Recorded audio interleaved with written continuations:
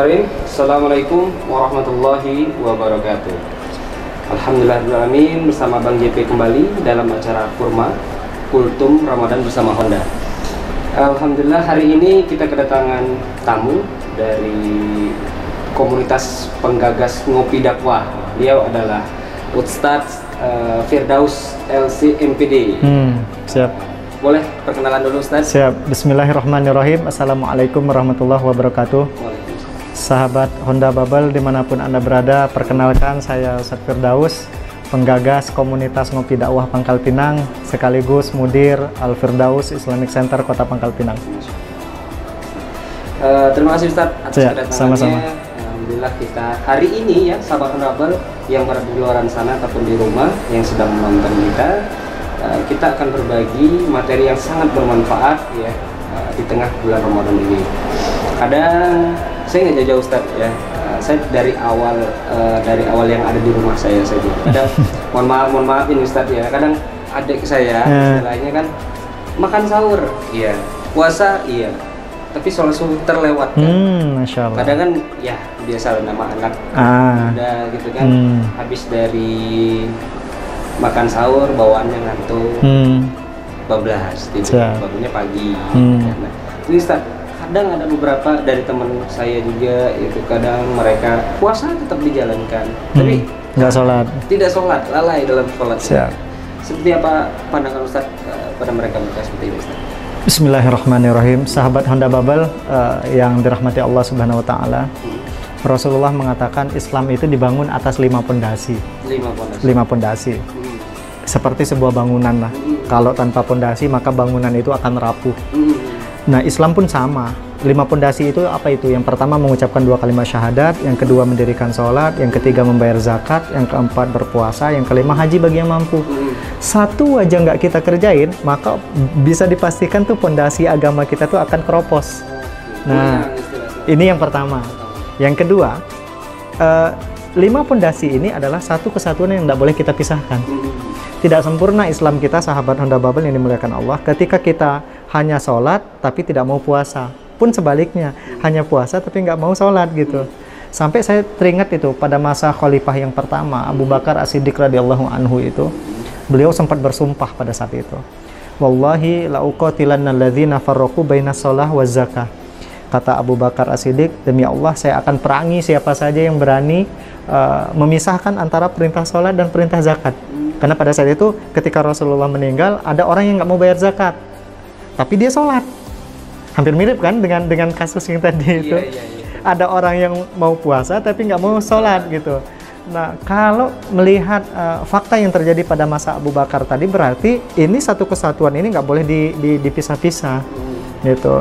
Maka saya mengajak kita sahabat Honda Bubble, ayo kalau pengen agamanya sempurna dan supaya pahala puasanya lebih maksimal juga, sholat jangan ditinggalin. Jangan ditinggalin. Pertanyaan selanjutnya Ustaz, nah kadang hal-hal tersebut ya belum dimaknai oleh anak-anak milenial gitu kan. Hari ini saya dapat pencerahan juga, saya akan bagikan juga kepada keluarga saya. Ya. Bismillah. Teman-teman saya seperti apa harusnya jangan sampai kita lalai. Nah, kiat-kiat dari Ustadz sendiri nih pada generasi milenial yang mohon maaf ya, saya tidak menjudge mereka semua tidak sholat ataupun puasa tapi tidak sholat, tapi ada kiat-kiat dari Ustadz sendiri biar mereka sendiri kita ini nggak boleh memisahkan tadi seperti antara sholat dan zakat ya. Kita puasa kita juga harus sholat, jangan sampai lalai ataupun kedua-duanya jangan sampai tidak dijalankan. Kiat-kiatnya dari Ustadz mungkin bisa dikasihkan ke teman-teman sahabat Honda Bubble. Siap. Bismillah sahabat Honda Bubble yang dimuliakan Allah, supaya subuhnya nggak kebablasan, saran saya space waktu antara sahur dengan sholat subuhnya jangan terlalu lama. Jadi kalau bisa sahurnya itu menjelang azan subuh aja. Kapan batas terakhir kita boleh sahur itu? Ketika sebelum azan. Kalau sudah azan udah berhenti berarti. Nah, maka usahakan kalau sekarang misalkan azannya 3.40 lah kita taruh ya. Maka usahakan sahurnya mulai dari jam 4.20 lah. Gitu, space waktu kurang lebih 20 menit kita bisa sahur dengan santai. Tapi nggak ada jarak yang terlalu panjang antara sahur dengan sholat subuh. Karena kalau terlalu panjang nanti kita khawatirnya ketiduran. Maka saran saya yang pertama itu akhirkan sahur, dan itu memang sunnah. Mengakhirkan sahur supaya subuhnya nggak kebablasan, satu. Yang kedua, gimana kalau seandainya ketiduran lalu bangunnya misalkan jam 6 atau setengah 7, tetap sholat. Subuh, Ustaz. Subuh. Sholat. Tapi niatnya jangan adaan, tapi kodoan. Kodoan. Kita barita nih salah. Jadi nggak ada istilah kita boleh ninggalin sholat. Jadi tetap antum bangun jam berapapun, kata Rasulullah, man nama au nasiya falyusolliha inda dzakariha. Barang siapa yang ketiduran ataupun sengaja tidur, boleh juga deh kalau kayak gitu. Atau kelupaan, lalu dia kebangunnya jam 7 atau jam 8, nggak apa-apa juga, tetap sholat subuh. Tapi niatnya jangan kodoan. Kan biasanya kita kan usolli fardhu subhi rakaataini adaan, nah ganti dengan kodoan. Jadi sholat itu tidak pernah gugur. Sholat tidak pernah gugur. Bahkan sampai meninggal pun tetap harus disolatkan. Oh, disolatkan. Ya, artinya sholat nggak pernah gugur sampai kita masuk ke liang kubur. Masya Allah. Seperti itu. Jadi tipsnya yang pertama itu tadi, akhirkan sahur supaya subuhnya nggak kebablasan. Kemudian yang kedua, bangun jam berapapun tetap sholat, tapi niatnya diganti dari adaan menjadi kodoan. Ini trik juga sih sebenarnya. Dan triknya boleh nih kita jalankan sama yang pertama itu mendekatkan waktu sahur. Pepet. Kalau mau sholat subuh itu paling sekitar 20 menit, 30 menit lah ya. Betul. Jadi kita makan pun santai, kita habis makan bersih-bersih kita mau subuh. Boleh.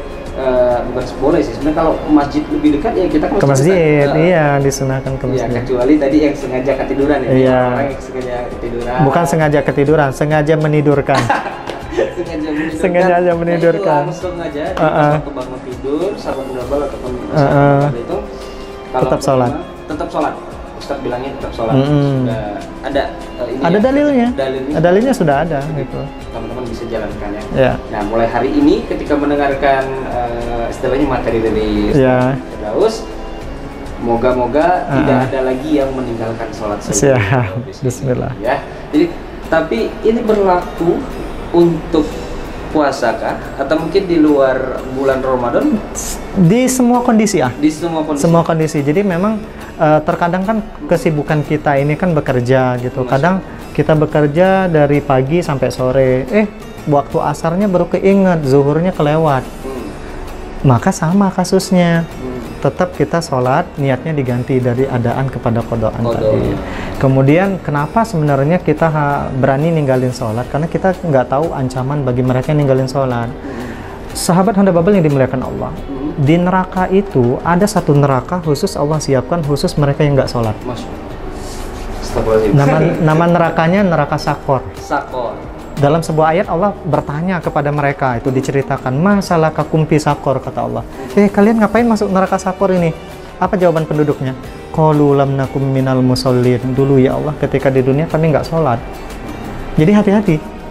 Kalau kita sampai tidak tahu ternyata ada neraka khusus bagi mereka yang nggak sholat, namanya neraka Sakor tadi, mungkin ini salah satu penyebabnya kenapa kita menganggap enteng sholat. Tapi mudah-mudahan dengan sahabat Honda Babel tahu, ternyata kalau kita nggak sholat, kita dimasukkan ke neraka khusus tadi, namanya neraka Sakor tadi. Mudah-mudahan kita berpikir 2 kali setelah ini untuk tidak meninggalkan sholat. Saya 2 kali, Ustaz. Terus saya kalau seperti ini ya. Betul. Jangan sampai kita meninggalkan sholat bersama Babel, karena kan saya di rumah sana. Dan besarkan Bangka Belitung lah pada umumnya, jangan sampai kita meninggalkan sholat. Satu lagi. Ya, Ustaz. Allah Subhanahu Wa Taala itu mengaitkan antara rezeki dengan sholat. Rezeki dan sholat. Jadi ketika kita sholat, maka sesungguhnya rezeki kita itu akan berkah. Tapi sebaliknya, ketika ada orang sholat, orang tidak sholat tapi rezekinya lancar, itu yang sering disebut dengan istidraj. Istidraj itu yang akan nanti menambah azabnya. Namun kalau kita sholat, lalu Allah kasih kita rezeki, maka rezekinya akan menjadi rezeki yang berkah. Jadi orang yang tidak sholat dapat istidraj itu kenikmatan tapi dijauhkan. Bukan kenikmatan, sesungguhnya itu adalah azab yang Allah pending buat mereka seandainya mereka tidak berubah. Tapi ketika mereka berubah dengan diberikan nikmat yang banyak lalu mereka berubah, maka mudah-mudahan nikmat tersebut tidak menjadi azab tapi akan menjadi nikmat. Nah, seperti itu.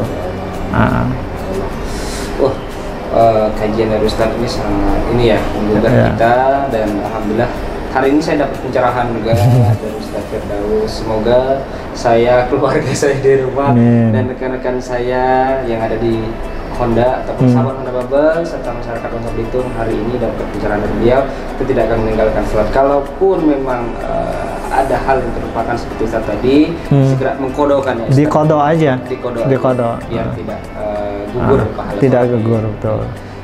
Baik Ustadz, terima kasih Ustadz atas pencerahannya, materi yang singkat tapi memang menjelaskan, dan semoga apa yang disampaikan dari beliau Ustadz Firdaus ini kita dapat mengambil kebaikan-kebaikannya dan bisa kita jalankan di kehidupan kita sehari-hari. Baiklah, terima kasih Ustadz ya. Sama-sama. Atas penyampaiannya. Mohon maaf mungkin ada kekurangan dari kitanya ya Ustadz ya. Siap. Baik, terima kasih. Wassalamualaikum warahmatullahi wabarakatuh. Waalaikumsalam.